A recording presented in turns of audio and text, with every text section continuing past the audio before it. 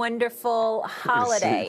Tom Brady's day, guys, wasn't the best yesterday. 2 interceptions, 7 over his last 4 games so far. Stephen A., are you starting to get a little worried about Tom and Bruce Arians, that partnership?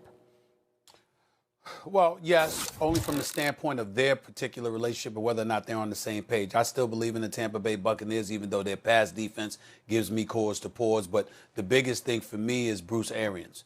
I think they need to run the ball a little bit more. You got Ronald Jones, you got Leonard Fournette back there. Run the football a little bit more. Do something with them, number one. Number two, I think it's one of those situations where, unfortunately, you see Bruce Arians saying stuff about practice and things of this nature and how we got to work out chemistry. I'm like, what the hell is he talking about? You know, you've had plenty of time. You know that Tom Brady was going to be there. You've had plenty of time to work with him where y'all should be a bit more in sync than you appear to be at this particular moment in time. It doesn't have to be perfect, but it can certainly be better, particularly against stiffer competition, which has not been the case. And so when I look at it, clearly, Tom Brady can't be throwing 7 interceptions in the last 4 games. It's very un-Tom Brady-like. It's inexcusable. It's unacceptable. I think he knows that. But I also think that we have to look at the fact that he's trying to make up for some deficiencies on the part of the defensive side of the ball in terms of the points that they're willing to give up, ranking 24th against the pass. Some of the things they've done schematically that has been a bit awry that NFL aficionados like Ryan Clark and others have pointed out between Byron Leftwich and Bruce Arians. And then for Bruce Arians to go in post-game conferences and to say some of the things that he says at times, you're just looking at him and he's like, what the hell are you talking about? Because as a head coach, you have far more responsibilities than just the quarterback. And when you see some of the things that are going on collectively with the Tampa Bay Buccaneers, each week we're pointing to things that Tom Brady would not have had to deal with if he were playing in New England, because we know that the meticulous tendencies of Bill Belichick would have had those things covered, and he would not have had to concern himself with such things. That's not the case now, and that's what I think we need to point to. You're worried about the Brady-Arians partnership now? Everybody, they're right where they're supposed to be. They're 7-5 with an easy schedule coming up. The over-under for wins for the Bucs was 9.5 because Jameis, who threw 30 interceptions to 112 points to the other team, had him 7-9. And we all said the same thing. You just get a quarterback who's not going to turn the ball over. They're going to be at least 9-7. Change 2 of those games, right? I mean, Jameis also led the league in yards through 33 touchdowns. But by and large, a more competent quarterback would win another game or 2. And you say, you know what? Brady's even a little better than just another quarterback. Not much, but a little better than just another quarterback at this stage in his career. Let's call it 9.5. And guess what? I took the over at 9.5. I said figure 10, right? Oh, Max, that's way too low, said a lot of the talking heads, right? No, 10 is about right. And guess what? They're going to have about 10 wins this year, just like they were supposed to. Now we're worried about Arians and Brady. Bruce Arians, Mr. No Risk It, No Biscuit, and Tom Brady, Mr. Dink and Dunk. I said this. Everyone said this going through. How's that going to work? To the tune of about a 10-win season, which is good. That's good. Brady's 156 years old, right? No, is Bruce Arians the greatest coach of all time? No. Bill Belichick is the greatest coach of all time. Brady didn't want to be coached by Belichick anymore. Belichick didn't want to coach Brady anymore. They separated. Belichick, without a team, is 1 game under 500. A couple bad breaks, or he'd be 2-3 games over 500. Brady, with the most stacked team you could imagine in the NFC, is right now 7-5, which is where he's supposed to be. Don't say now is there some. No risk it, no biscuit, dink and dunk. They're 7-5. Arians ain't Belichick. There's no new information. We knew this coming in. Nah, see, Max, you're looking at it a totally different way. You're thinking dink and dunk Tom Brady. You're not thinking I've been able to morph into anything I needed to be for my team for the last 2 decades, Tom Brady. Yeah. They had to dink and dunk when it was Wes Welker. They had to dink and dunk when it was Julian Edelman. They had to dink and dunk maybe when you had some of these guys who weren't household names. But when they had Randy Moss, they went over the top. When Rob Gronkowski became in 2007,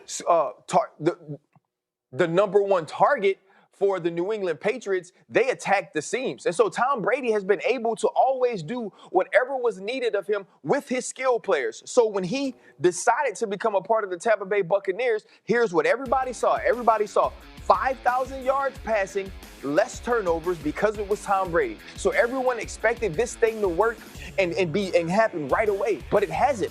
And aside from it happening right away, everyone expected it to ascend.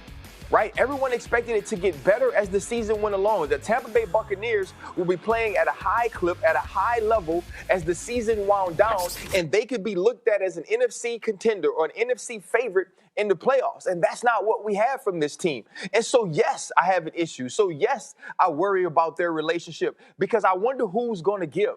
Because now we understand Tom Brady can't do it. This is not a way that Tom Brady can play at this point in his career and be successful. And that's okay because you're right. He is 43 years old. There is some things that happen a little slower for you. You do have to muscle the football down the field. So who makes the adjustment? Do we run Ronald Jones more, who averaged 7.3 yards a carry yesterday, who has shown explosiveness, who has shown ability to create big plays? Do we do a little bit of different things with Chris Godwin and Cameron Brate and Rob Gronkowski-Low and allow Mike Evans to work the deep part of the field? If they can't come to that conclusion, if there isn't that compromise made in this relationship, this team will be one and done in the playoffs. And I don't care who you are. I don't care that the fact that Max Kellerman took the over on 9 wins and now he feels right. Tom Brady went here to win a championship. Tom Brady went to Tampa Bay to have these kind of weapons. And if things don't work out, if they don't get to the NFC Championship, if they don't push for a Super Bowl, this is a failure this year. Now, you can retool and try to come back and do it next year, but this relationship isn't working well now, and I'm concerned. Well, there's a couple of things that I wanted to attack Max about. Number one, the over-under. Have you ever seen someone win 9.5 games? So if you're going to pick 10, you're going to pick 9. Stephen A. So if you're going to pick 0, pick you're going to pick 0, you're going to pick 10. You're going to pick 0, you're going to pick 9. Nobody wins 9.5 games, okay? So that's number one. I'm just saying.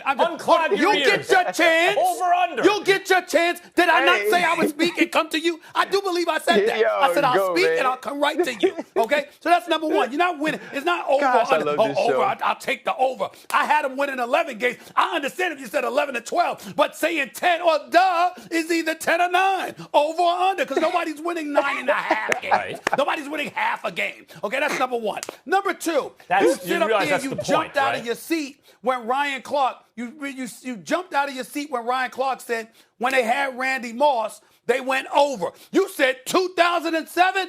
Well, in 2016, they won the Super Bowl. In 2017, they lost with him throwing for 500 yards. In 2018, they won the Super Bowl. And they lost the wild card last year. So the last 4 years, he's been to the playoffs. 3 of those 4, he went to the Super Bowl. 2 of those 3, he won the Super Bowl. And that was a decade removed from 2007. Okay, there's a lot to respond to right there. And he's talking about what they did depending on the personnel they had. I would like to believe that the resume he had would warrant consideration. In other words, this is what he was working with. He did this when he was working with this. He did this when he was working with that. Okay, there's a lot to respond to there. Let me try and remember it all. Number one, Stephen A., are you aware of the way over-unders work? 9.5 games, the odds makers are saying, do you want to take 10?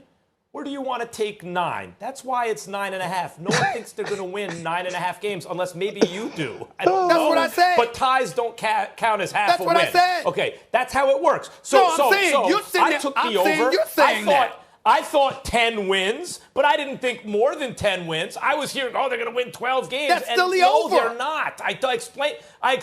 Yes, but it's the way over. The point was, I said like 10 sounds about right, and people who are talking about this a 12 or 13 win team were out of their minds. Because when you talk about what Tom Brady did 11. In 2017, by the way, he was dinking and dunking more in 18 than he had at any point in his career, right?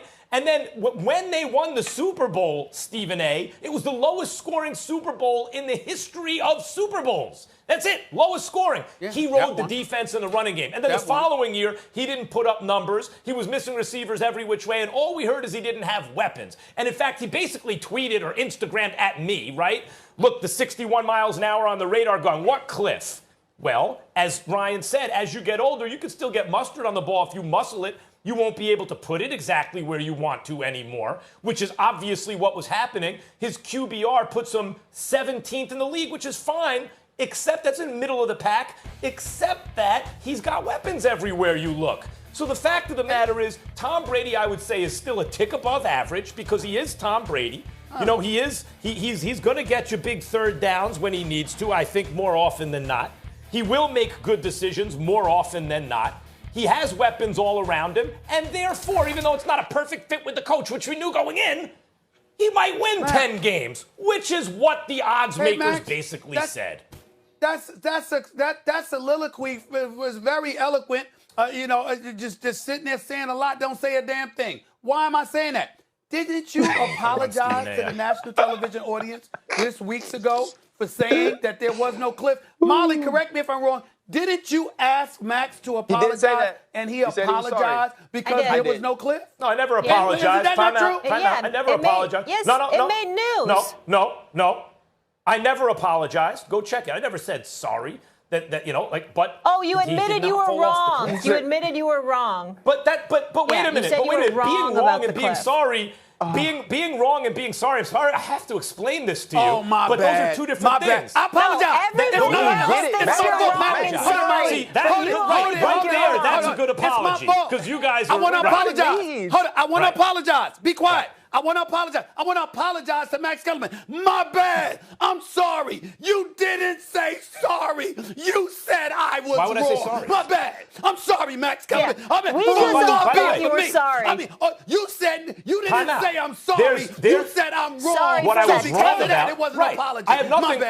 My bad. I had nothing to apologize for. But what I said was there would be a cliff. What a cliff means. You didn't say sorry. What a cliff means.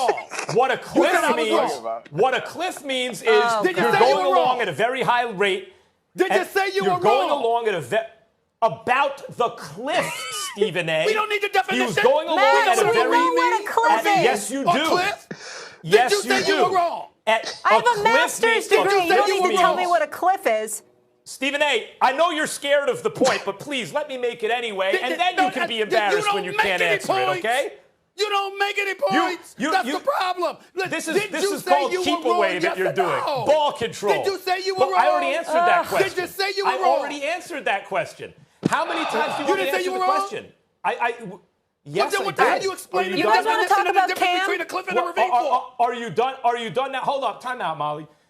A cliff means you're going along at a high level, and then all of a sudden, I'm taking this out my ear because I ain't going to listen to no definitions. I got my own thesaurus. I don't need you. Out. By the way, you see what I'm saying? This is what I mean. You say what you want to say. I answer the question.